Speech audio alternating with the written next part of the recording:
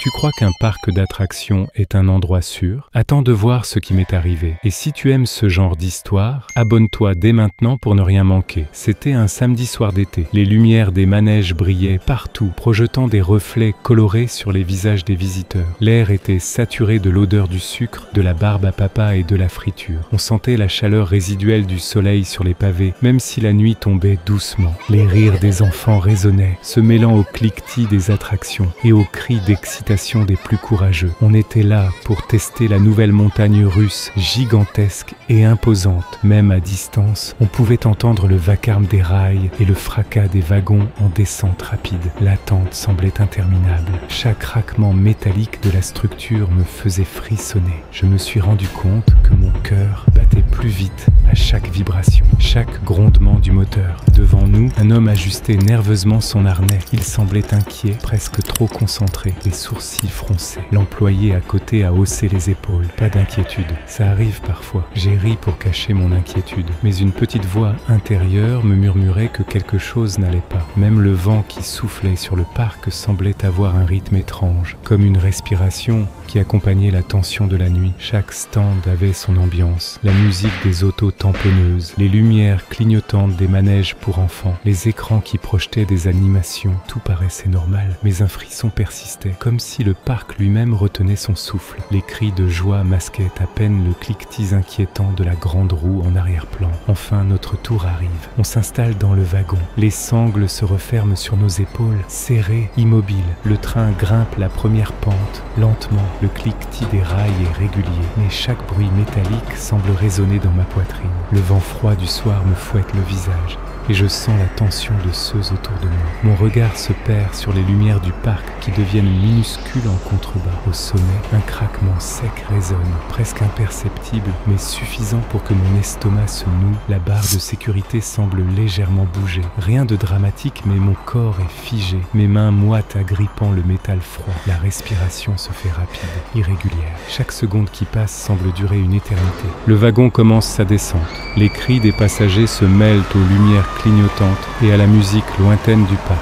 Chaque virage accentue l'angoisse et je sens les vibrations traverser tout mon corps. Les ombres projetées par les lampes qui clignotent dans le wagon semblent danser sur les visages des autres passagers, donnant à chacun une expression presque grotesque, amplifiant la tension. Soudain, un bruit sourd retentit. Une partie du train heurte une barrière latérale. Quelques objets sont projetés au sol.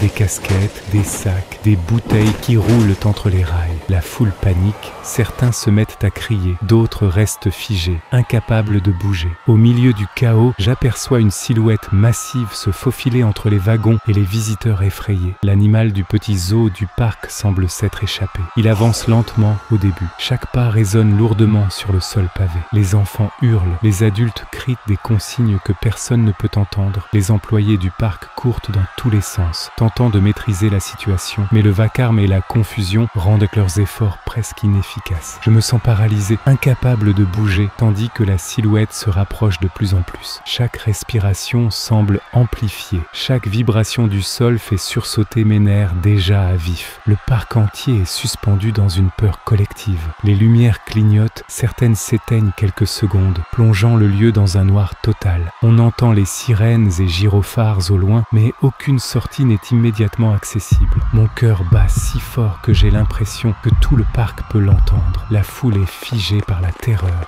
Certains parents serrant leurs enfants contre eux, tandis que d'autres reculent en titubant sur le pavé humide. Puis, les lumières reviennent progressivement. La silhouette de l'animal se fige un instant, observant la panique avant de disparaître derrière un manège ou un bâtiment. Le parc est enfin sécurisé. Les visiteurs sont guidés vers les sorties par les employés. Personne n'a été sérieusement blessé, mais l'ambiance reste glaciale, comme si l'air lui-même avait été contaminé par la peur. Je reste un moment immobile, regardant les dernières familles quitter le parc. Le silence est oppressant.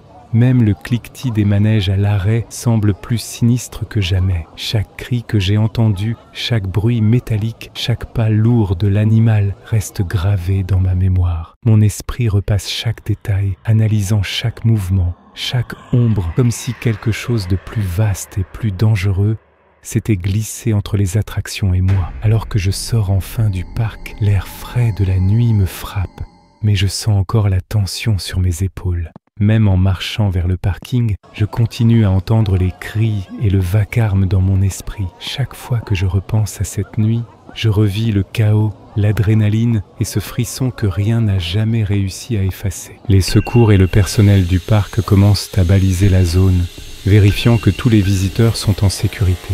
Des employés parlent entre eux, le visage crispé par la peur et la tension, leurs gestes trahissant l'urgence. Chaque coin, chaque couloir du parc est scruté. L'animal, malgré sa taille et sa force, semble avoir été maîtrisé ou guidé vers un enclos sécurisé grâce à des barrières temporaires et des filets déployés par le personnel expérimenté. Je m'assois un instant sur un banc à l'extérieur, essayant de reprendre mes esprits. Les lumières du parc vacillent encore légèrement, créant des ombres mouvantes qui semblent danser sur le sol.